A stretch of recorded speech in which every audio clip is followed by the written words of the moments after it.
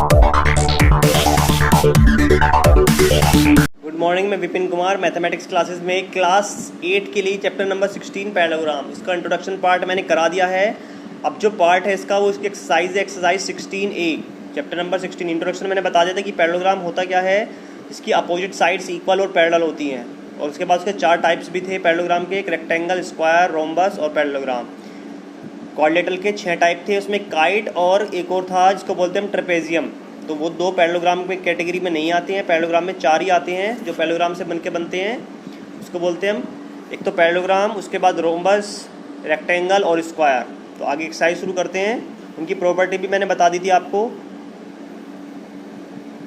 Question number 1 पर आते हैं। ABCD is a parallelogram. ABCD क्या एक पैरेललोग्राम है, उसका जो एक एंगल है 110 डिग्री है। आपको बाकी एंगल निकालने, angle B, angle C, angle D। तो देख लेते हैं कैसे निकालने हैं। दिखा रखी है, फिगर बना रखी है ABCD, और उसका एक एंगल कितना है, एंगल A 110 डिग्री। तो आपको एंगल B, C, D सब निकालने हैं। तो एंगल हमें पता था कि इसकी प्रॉपर्टी है कि opposite angle of parallelogram are equal, आमने सामने के एंगल इक्वल होते हैं। ठीक है, तो angle A plus equal to angle C, और कितना आ गया दोनों 110 degree. Opposite angle of parallelogram are equal, ये प्रॉपर्टी थी। 4 प्रॉपर्टी लिखाई थी इसकी। उसके बाद angle A plus angle B, angle A plus angle B, ये क्या होगा 180 डिग्री होगा। क्यों? क्योंकि एडजेसेंट एंगल्स हैं पैरेललोग्राम के।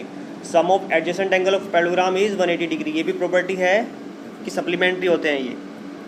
तो दोनों को हमने ऐड करा, कितना हो गया 110 प्लस एंगल B। 110 माइनस में आ गया तो कितना आ गया 70 डिग्री। तो B कितना आ गया हमारा 70 डिग्री। और हमें क्या पता है, हमें पता है कि B किसके इक्वल होगा, D के इक्वल होगा। क्यों होगा B D के इक्वल? क्योंकि opposite angle of parallelogram B D के इक्वल होगा। तो B equal to D 70 degree. तो सारे एंगल हमारे निकल गए हैं। एंगल B 70, एंगल C 110 और एंगल D 170 डिग्री। तो ये आपको ऐसे एंगल निकालने हैं। अब नेक्स्ट में है 2 adjacent angle of parallelogram are equal. 2 बराबर के जो एंगल है वो कैसे हैं, इक्वल है, एडजेसेंट एंगल। और हमें पता है दोनों एंगल सम कितना होता है 180 डिग्री। एक पैरेललोग्राम हो गया और 2 एडजेसेंट एंगल, ये और ये दोनों इक्वल हैं। ये भी x, ये भी x, दोनों जोड़ कितना होना चाहिए 180 डिग्री। सोल्व करके निकालेंगे तो दोनों 90 का आ जाएंगे, और ये भी 90 और ये भी 90, क्योंकि अपोजिट एंगल भी इक्वल होते हैं।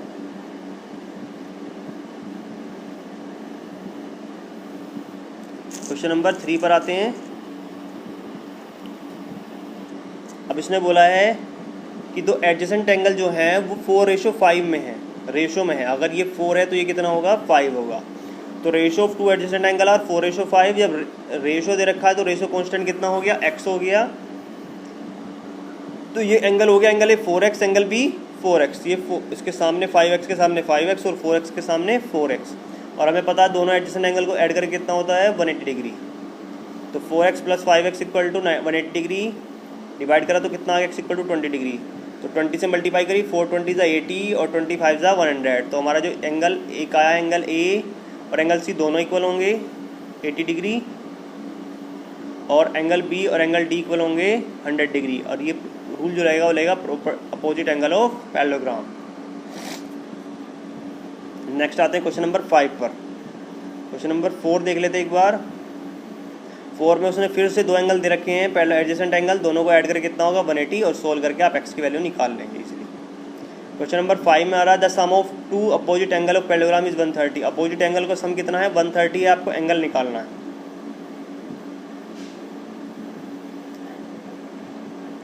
हमने मान लिया एंगल A और एंगल C दोनों अपोजिट एंगल हैं, दोनों का सम कितना है 130 डिग्री। तो angle A plus angle C equal to 130 degree. हमें पता है कि एंगल A एंगल C के इक्वल होता है, क्योंकि अपोजिट एंगल इक्वल होंगे।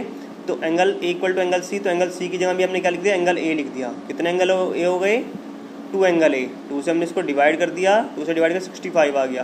तो एंगल A कितना है 65, तो एंगल C भी कितना आएगा 65। दोनों 65 के हो गए हैं। अब हमें पता है कि एडजेसेंट एंगल का सम कितना होता है 180। तो angle A plus angle B equal to कितना होगा 180 डिग्री। तो एंगल A हमें पता है कितना 65, तो हमने माइनस करके निकाल लिया, कितना बचा 115। तो एंगल B और एंगल D कितने होंगे 115 डिग्री के होंगे। क्वेश्चन नंबर 6 पर आते हैं। The 2 side of parallelogram are 5:3। जो रेशो दे रखा है साइड्स का वो 5:3 दे रखा है पैरेललोग्राम का, और पेरीमीटर 64 है। तब तो क्या निकालना है, उसकी लेंथ निकालनी है आपको। जब 5 जैसे दे रखा है उसने क्या रेशो 5 और 3 का, तो लेंथ हो गई 5x और ब्रेथ कितनी हो गई 3x, मतलब एक जो साइड हो गई वो कितनी हो गई 3x हो गई। और पेरीमीटर 64 क्या होता है perimeter rectangle, perimeter of parallelogram वही होता है जो पेरीमीटर ऑफ रेक्टेंगल होता है, 2 इंटू लेंथ प्लस ब्रेथ। तो perimeter equal to 2 into length 5x और ब्रेथ 3x। ऐड करा पेरीमीटर की जगह 64, 2 की जगह 2 और 5 8, 5 और 3 ऐड हो गया, ऐड करके 8 जो 16 हो गया, 16 से डिवाइड करा 16 4 जो 64, तो जो हमारा x आया वो कितना आ गया 4 आ गया। जो हमारी साइड होगी 5 4 जो 20 होगी और 3 4 जो कितनी होगी 12 सेंटीमीटर। तो हमारी साइड जो आ गई है वो ईजिली निकल गई है। नेक्स्ट आते हैं क्वेश्चन नंबर 7 पर। क्वेश्चन नंबर 7 में उसने बोला था perimeter of parallelogram is 140 centimetre. जो पेरीमीटर है पैरेललोग्राम का 140 सेंटीमीटर है, और उसके बाद one side is longer than the other side by 10 centimetre. जो लेंथ है वो ब्रेथ से 10 सेंटीमीटर ज़्यादा है, तो हमने ब्रेथ को कितना मान लिया x, तो 10 लेंथ कितनी हो गई x प्लस 10। और पेरीमीटर ऑफ पैरेललोग्राम का फॉर्मूला वही 2 इंटू लेंथ प्लस ब्रेथ, तो एक तो x प्लस 10 हो गई, एक x हो गई, दोनों को ऐड करा, x और x ऐड कर कितना हो गया 2x, और ये कितना हो गया प्लस 10, तो 2 चला गया हमारा डिवाइड में, 140 से डिवाइड करा कितना बचा 70। अब 10 गया माइनस में तो कितना बच गया 60, 2 से हमने कर दिया डिवाइड तो कितना आ गया x की वैल्यू 30, तो ये 30 होगा ये 40 होगा, तो हमारा x कितना है 30, तो ए बी और सी डी कितना हो गया 40 सेंटीमीटर, x प्लस 10 था, और B C C D x था तो कितना हो गया वो 30 सेंटीमीटर। नेक्स्ट आते हैं क्वेश्चन नंबर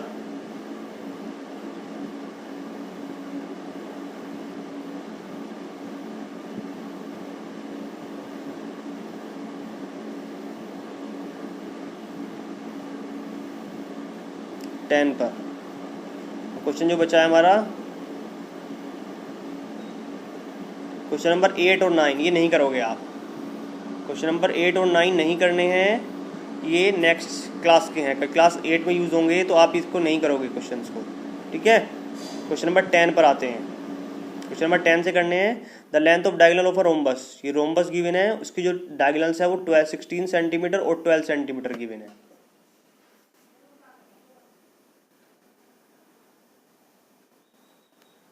तो कितने हैं इसके जो डायगोनल्स हैं वो 12 सेंटीमीटर और 16 सेंटीमीटर है रोम्बस के डायगोनल्स। आपको साइड निकालनी है, तो देखते हैं कैसे करना है क्वेश्चन। ये रोम्बस हो गया है, तो इसके जो डायगोनल्स हो गए 16 हो गए, 12 सेंटीमीटर हो गया। तो हमें पता है कि जो डायगोनल्स होते हैं वो इंटरसेक्ट करते हैं एक दूसरे को, बाइसेक्ट करते हैं हाफ हाफ। तो जो 16 होगा वो कितना होगा 8 और 8, और जो 12 होगा वो 6 और 6 हो जाएगा। तो एक और जो कितने पर बाइसेक्ट करते हैं एक दूसरे को राइट एंगल ट्राइंगल पर, तो जो एक ट्राइंगल बनेगा वो राइट एंगल ट्राइंगल बनेगा। हमने मान लिया क्या जो ए ओ बी ट्राइंगल बना ओ ए बी वो कितना बन गया राइट एंगल ट्राइंगल बन गया। तो उसमें क्या लगा देंगे हम पाइथागोरस थ्योरम लगा देंगे। तो ए बी का होल स्क्वायर 90 के सामने साइड क्या होगी ए बी, और ये ओ ए और ओ बी, तो ए बी का whole square equal to O A का whole square plus O B का होल स्क्वायर, तो 8 का स्क्वायर प्लस 6 का स्क्वायर। तो स्क्वायर हटा के आ गया यहाँ पर रूट आ गया 64 प्लस 36 कितना हो गया 100, 100 किसका स्क्वायर होता है 10 का। तो जो हमारी साइड आ गई वो कितनी आ गई 10 आ गई है, और उसने पूछा इसका साइड, तो वो 10 सेंटीमीटर इसका आंसर हो गया है। क्वेश्चन नंबर 11 पर आते हैं। क्वेश्चन नंबर 11 में फिगर गिवन है ये वाली A B C D square, उसने बोला स्क्वायर है, तो ये एंगल कितने होंगे 90 डिग्री के चारों, और find angle C A D. तो आपको सी ए डी निकालना, सी ए डी ये वाला एंगल निकालना आपको एक्स। तो ये एक्स हो गया तो ये भी एक्स हो गया। क्यों एक्स हो गया क्योंकि इस ट्राइंगल में ये स्क्वायर है तो सारी साइड इक्वल होगी, तो ये साइड इसके इक्वल, और हमने पढ़ा था कि अपोजिट एंगल क्या होते हैं ट्राइंगल के इक्वल होते हैं। तो ये तो हो गया 90 और ये भी एक्स ये भी एक्स, तो हमने तीनों को ऐड कर दिया x plus 90 equal to 180 degree. X और एक्स कितना हो गया 2x, इधर जाके माइनस में 90, तो 90 को जब हमने 2 से डिवाइड करा कितना आ गया 45, तो ये हमारा एंगल कितना आ गया 45 डिग्री।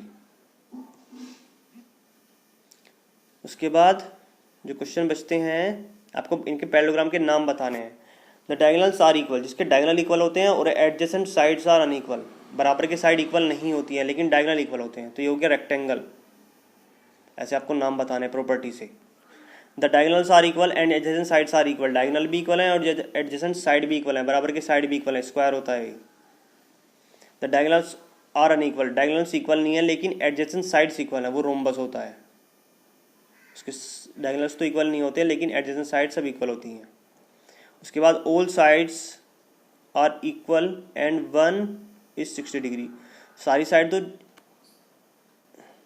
कितनी है, ऑल साइड्स आर इक्वल, सारी साइड इक्वल हैं लेकिन एक एंगल 60 डिग्री है, तो क्या बनेगा, वो रोम्बस बनेगा। जब सारी साइड इक्वल है और एक एंगल अलग है तो दूसरा एंगल अलग होगा, तो क्या बनेगा, रोम्बस बनेगा। All sides are equal and one angle is 90 degree, अगर 90 डिग्री एंगल आ रहा है तो वो क्या बनेगा, सारी साइड इक्वल होने पर स्क्वायर बनेगा। प्रॉपर्टीज है सारी ये। नेक्स्ट में लिखा हुआ है all angles are equal and adjacent sides are unequal, सारे एंगल तो इक्वल हैं लेकिन बराबर की जो साइड है वो अनइक्वल है, तो रेक्टेंगल हो गया। उसके बाद आते हैं आपको ट्रू फॉल्स बताने, तो प्रॉपर्टी से है ये, ट्रू फॉल्स आप कर लोगे इजीली, नहीं आते तो पूछ लेना, ठीक है। तो ये जो चैप्टर है ये फिनिश हो गया यहाँ पर आज। अगर आपको इस चैप्टर में कोई क्वेरी आती है, कोई चीज़ समझ में नहीं आती है, तो आप वो मेरे से पूछ सकते हैं। और वीडियो देखने के लिए थैंक्स।